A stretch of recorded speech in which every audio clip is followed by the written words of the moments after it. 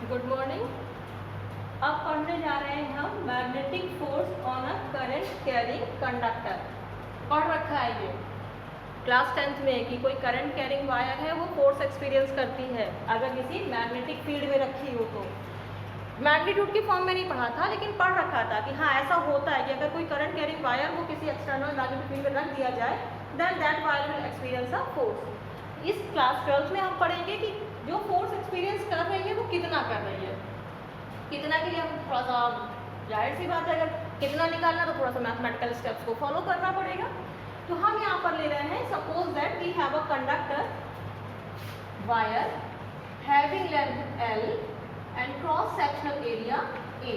कुछ और टर्म्स है यहाँ पर स्मॉल n जिसको हम एज्यूम कर रहे हैं number of flowing charges through the wire per unit volume. Volume क्या हो जाएगा अगर इसका cross sectional area capital A और लेंथ टोटल लेंथ L है तो वॉल्यूम क्या हो जाएगा एरिया इनटू लेंथ। तो ये इसका टोटल वॉल्यूम हो जाएगा।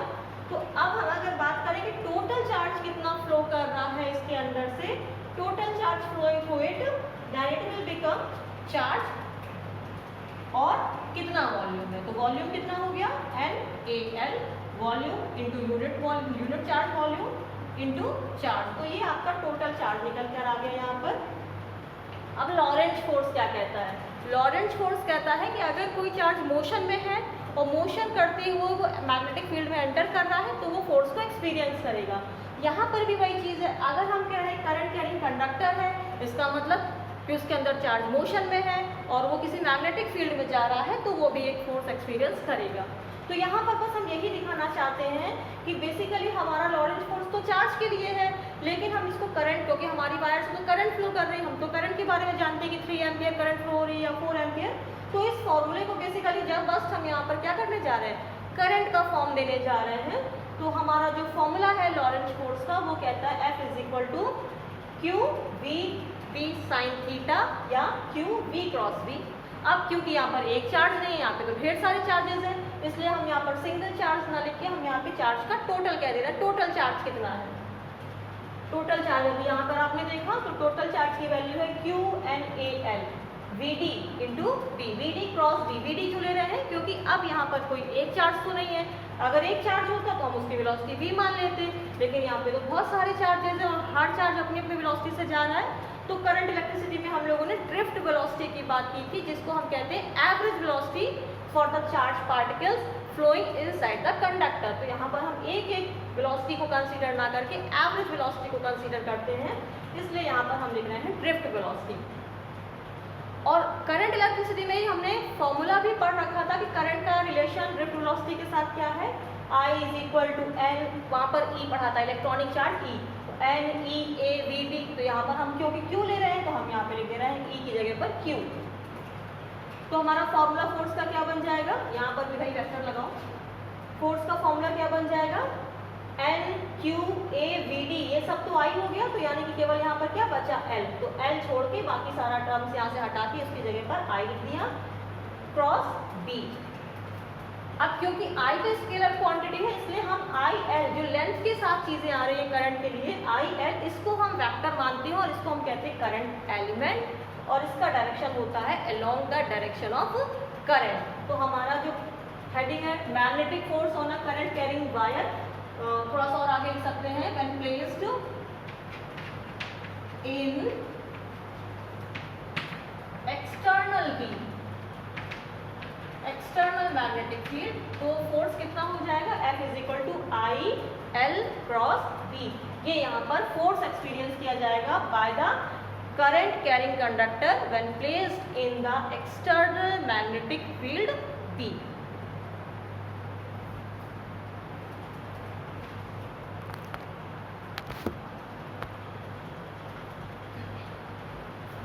अब हम नेक्स्ट हेडिंग पढ़ने जा रहे हैं motion in the magnetic field. भाई हमने क्या क्या पढ़ा अभी हमने पढ़ा कि अगर कोई चार्ज पार्टिकल मैग्नेटिक फील्ड में एंटर करता है तो वो फोर्स फील करता है। फोर्स का मतलब कि वो कहीं ना कहीं और जाने की टेंडेंसी रख जैसे आ रहा था उससे अलग कहीं जाने की टेंडेंसी रखता है अंडर द फोर्स इन्फ्लुएंस।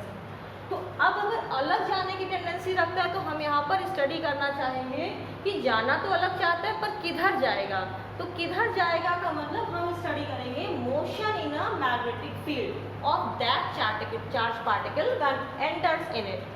तो हम यहाँ पर पहले एक इजी केस ले रहे हैं। इजी केस क्या ले रहे हैं, हम ये कह रहे हैं यहाँ पर कि जो चार्ज पार्टिकल है वो किसी रैंडम डायरेक्शन में नहीं जा रहा, वो सीधे जा रहा है perpendicular to the magnetic field. यानी कि हम कह सकते हैं कि अगर मैग्नेटिक फील्ड इधर है तो चार्ज हमारा इधर जा रहा है। या हम यहाँ पर फिगर के अकॉर्डिंग बात करें तो हमने यहाँ पर फिगर बना रखा है कि जो मैग्नेटिक फील्ड है वो इनवर्ड है, मैग्नेटिक फील्ड का डायरेक्शन हमने इनवर्ड ले रखा है और जो चार्ज पार्टिकल है वो मैग्नेटिक फील्ड से इधर जा रहा है। मैग्नेटिक फील्ड इधर, चार्ज का मोशन इधर। क्लियर है कि आपके इधर जा रहा है चार्ज, मैग्नेटिक फील्ड इधर है। तो हम यहाँ पर फाइंड आउट करेंगे कि फोर्स का डायरेक्शन क्या है, साथ ही साथ फाइंड आउट करेंगे फोर्स जो लग रहा है उसकी वजह से चार्ज कहाँ जाना शुरू, अभी तो सीधा आ रहा था, अब कहाँ जाना शुरू कर दे रहा है, कैसा रास्ता बना ले रहा है, वो सारी चीज़ों को अंडर दिस हेडिंग हम स्टडी करेंगे। चलिए देखते हैं। When charge enters in the uniform magnetic field B in perpendicular direction, क्या होता है यहाँ पर। एक चीज और पढ़ रखी थी क्लास 10th में, फ्लेमिंग लेफ्ट हैंड रूल, वो भी यूज कर सकते हैं यहाँ पर, या फिर जो अभी जस्ट पहले रूल यू फाइंड आउट किया था कि right hand screw rule, finger को कर्ल करो, वो भी कर सकते हैं। तो पहले तो हम यहाँ पे Fleming left hand rule use करते हैं ताकि बहुत आसानी से चीजें क्लियर हो जाए। क्या है, मैग्नेटिक फील्ड किधर है, अंदर की तरफ, चार्ज किधर जा रहा है, इधर की तरफ। तो कौन सा हाथ, पहले तो कौन सा हाथ यूज करेंगे, we have to use our left hand, right hand नहीं। राइट हैंड करेंगे तो सारा रिजल्ट गड़बड़ हो जाएगा, इसलिए हम यूज करेंगे लेफ्ट हैंड। लेफ्ट हैंड में भी क्या क्या था, स्टेटमेंट क्या था, if we stretch our four finger, middle finger and thumb mutually perpendicular to each other and if forefinger indicates the direction of magnetic field, middle finger indicates the direction of current, then thumb indicates the direction of force acting on that charge particle। यही तो चाहिए हमें। तो ये forefinger क्या है हमारी, magnetic field. Magnetic field किधर लग रही है, अंदर की तरफ। तो ये जो हमारा थंब है ना, इसको हमने, ये जो फिंगर ऐसे था ना, और यहाँ से मत रोटेट किया करो, आप लोग यहाँ से रोटेट करते तो सब गड़बड़ हो जाता है। आपको यहाँ से ट्विस्ट करना। आपकी ये जो रिस्ट है ना, ये कम्प्लीटली 360 डिग्री का रोटेशन देती है, तो यहाँ से रोटेट करिएगा और यहाँ से फाइंड आउट। यहाँ से करते हैं तो कभी हाथ ऐसे हो जाता, नहीं समझ में आता है, फिर सिंपली ये इसको फिक्स करिए, इसको स्ट्रेच करिए और ये मूवमेंट जिधर भी ले जाना है इसका मूवमेंट करेंगे। तो यहाँ पर भी हम देख लेते हैं, this is your four finger indicates the direction of magnetic field. तो मैग्नेटिक फील्ड किधर हमने ली है इस फिगर के अकॉर्डिंग, बोर्ड के अंदर। तो हमारी ये जो फिंगर है ये किधर पॉइंट होनी चाहिए, इधर की तरफ। तो ये पॉइंट हो गई। अच्छा, चार्ज किधर आ रहा है, इधर। इधर चार्ज का मोशन है। मोशन का मतलब भाई चार्ज अगर इधर मोशन कर रहा है तो करंट भी तो, अगर ये पॉजिटिव चार्ज है तो करंट भी तो इधर ही जाएगी। तो इसी को हम कह देंगे करंट का डायरेक्शन या पॉजिटिव चार्ज के मोशन का डायरेक्शन। तो ये जो है वो करंट के डायरेक्शन को बताती है। तो बिना इसको डिस्टर्ब किए हम इसको सेट करेंगे, ये यही है और इसको हमें इधर ले जाना, तो हम अपने हाथ को कलाई से ही यहाँ से बेंड कर दिया। तो ये मैग्नेटिक फील्ड, ये करंट। अब थंब किधर चला गया, ऊपर की तरफ, यानी कि ये जब चार्ज पार्टिकल एंटर कर रहा है तो जो फोर्स है वो इसको इधर ना ले जाके ऊपर की तरफ ले जा रहा है। अब जब ऊपर की तरफ ले जा रहा है तो आया तो ये ऐसे था, मैग्नेटिक फील्ड में जाते ही ये ऊपर जाने लगा। तो जैसे जैसे ये ऊपर जाएगा तो इसका तो हर केस में डायरेक्शन बदल जाएगा ना। यहाँ पहुँचा, अब इसकी टेंडेंसी इधर जाने की है, इधर जाने की है। इसका मतलब हम यहाँ पर ये कह सकते हैं, इसका यहाँ पे फोर्स कहाँ था, ऊपर की तरफ। अब यहाँ पर जब चला गया तो डायरेक्शन, मैग्नेटिक फील्ड तो अंदर रही और फोर्स इधर हो गया। अब फोर्स किधर लग रहा है, इधर की तरफ। मैग्नेटिक फील्ड ये है, चार्ज आ गया इधर, चार्ज की वेलोसिटी का डायरेक्शन हो गया इधर, तो थंब आ गया अंदर की तरफ, यानी कि अब फोर्स का डायरेक्शन ये हो गया। तो जब इधर हो गया तो अब ये सीधे ना जाके इधर मुड़ना शुरू करेगा। जब इधर मुड़ के कहीं इस पोजीशन पर मान लीजिए आ गया, जब इस पोजीशन पर आ गया तो फिर से हम वही यूज करेंगे, मैग्नेटिक फील्ड अंदर की तरफ और इस पॉइंट पर वेलोसिटी किधर है, इधर। तो हम इसको इधर, अब इसको ऐसे मत मोड़ देना नहीं तो टूट जाएगा। कैसे मोड़ेंगे, ये मैग्नेटिक फील्ड है और ये है हमारा वेलोसिटी का डायरेक्शन, ये कि मैग्नेटिक फील्ड इधर है और वेलोसिटी इधर है, तो ये थंब किधर हो गया, नीचे, यानी कि फोर्स किधर हो गया, इधर। तो क्या दिख रहा है कि जैसे जैसे ये मूव कर रहा है कि तो फोर्स एक डायरेक्शन से हटके दूसरे डायरेक्शन से फिर तीसरे डायरेक्शन, हर बार फोर्स का डायरेक्शन बदल रहा है, लेकिन ये सब किसी ना किसी सेंटर की तरफ पॉइंट आउट कर रहे हैं। इसका मतलब ये चार्ज पार्टिकल कैसा पाथ बना रहा है, ये बनाएगा सर्कुलर पाथ। बहुत आसानी से क्लियर हो गया ना कि अगर कोई charge particle uniform magnetic field में परपेंडिकुलर एंटर करता है तो वो कैसा पाथ ट्रेस आउट करेगा, सर्कुलर पाथ ट्रेस आउट करेगा। ये चीज तो क्लियर हो गई। अच्छा, अब अगर सर्कुलर पाथ ट्रेस कर रहा है तो इस सर्कुलर पाथ की कुछ ना कुछ रेडियस होगी, कितने समय में सर्कुलर पाथ ट्रेवल कर रहा है, ट्रेस कर रहा है, इसका मतलब एक साइकिल को कंप्लीट करने के लिए कुछ ना कुछ वो टाइम लेगा, तो टाइम पीरियड की बात कर सकते हैं। फिर यहाँ पर हम बात कर सकते हैं कि एक सेकंड में कितने साइकिल्स बना दे रहा है, यानी कि हम यहाँ पर फ्रीक्वेंसी की बात कर सकते हैं। तो बेसिकली इस हेडिंग के अंदर हम यही छोटे छोटे फॉर्मूले ऑब्टेन करेंगे कि जो सर्कुलर पाथ बन रहा है तो उसकी रेडियस क्या है, कितने समय में सर्किल कंप्लीट कर रहा है यानी कि टाइम पीरियड क्या है, एक सेकंड में कितना कंप्लीट सर्किल कर दे रहा है यानी कि उसकी फ्रीक्वेंसी क्या है while entering in the magnetic field या while revolving in the magnetic field. चलिए अब आते हैं, क्योंकि ये भी पढ़ रखा है हम लोगों ने कि अगर कोई पार्टिकल कुछ भी सर्कुलर पाथ में मूव करता है तो वो अंडर द सेंट्रीपिटल फोर्स करता है। तो ये हमारा सेंट्रीपिटल का फोर्स हो गया जिसको हम रिप्रेजेंट करते हैं mv²/r। फर्दर हम यहाँ पर ये जानते हैं कि सेंट्रीपिटल फोर्स कहीं होता नहीं है, बल्कि हम इसको ये कह सकते हैं कि कोई ना कोई फिनोमिना हमारे सामने यहाँ ऐसा होता रहता है जो सेंट्रीपिटल फोर्स का कॉज बनता है।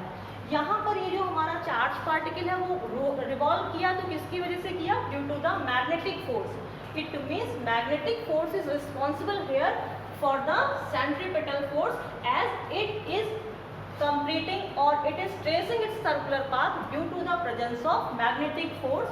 So we will say here that centripetal force is equal to the magnetic force. तो हमारे पास दो फॉर्मूले पता ही है हमें, सेंट्रीपिटल का फॉर्मूला और मैग्नेटिक फोर्स का फॉर्मूला। दोनों को इक्वेट कर देंगे, कुछ रिजल्ट्स ऑब्टेन कर लेते हैं, जो भी रिजल्ट्स आएंगे उनको हम एज अ फॉर्मूला यहाँ पर इंडिकेट कर देते हैं। वेलोसिटी का एक फैक्टर यहाँ पे कैंसिल हो गया और हमें मिला यहाँ पर mv/r is equal to qb। और सिंपली वेलोसिटी अगर निकालना चाहें कि कितनी वेलोसिटी से मूव कर रहा है तो वो हमें पहले से पता थी, और अगर नहीं पता है, रेडियस पता है, तो वेलोसिटी का फॉर्मूला क्या हो जाएगा, qb/r/m। मान लीजिए कि हमें वेलोसिटी नहीं पता थी तो वेलोसिटी निकाल सकते हैं, और अगर रेडियस नहीं पता है तो इस फॉर्मूले को यूज करके हम यहाँ से रेडियस भी निकाल सकते हैं, और रेडियस हो जाएगी mv/qb। तो ये भी हमारा एक फॉर्मूला हो गया कि रेडियस कितनी होगी, किस तरह का जो सर्कुलर पाथ बना रहा है उस पाथ का जो रेडियस है वो कितना होगा।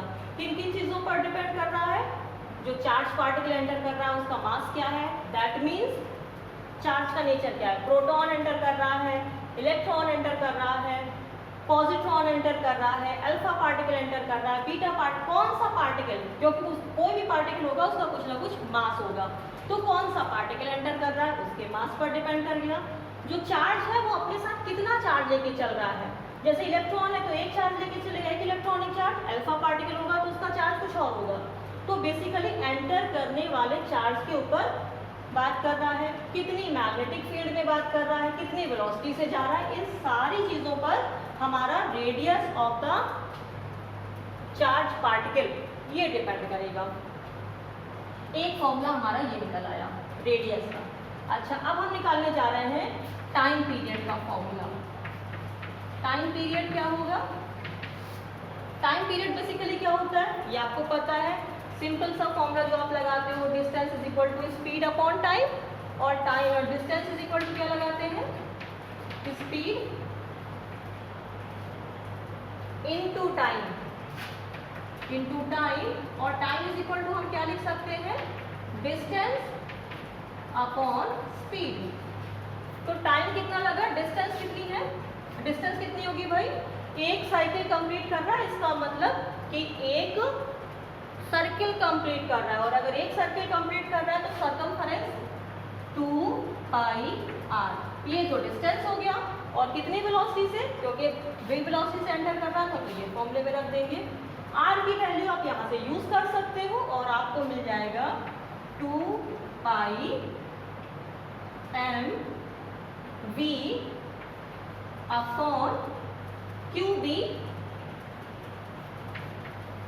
v, ये मिला, v से v कैंसिल हो गया तो क्या मिल गया 2πm अपॉन qb, ये आपका टाइम पीरियड का फॉर्मूला हो गया।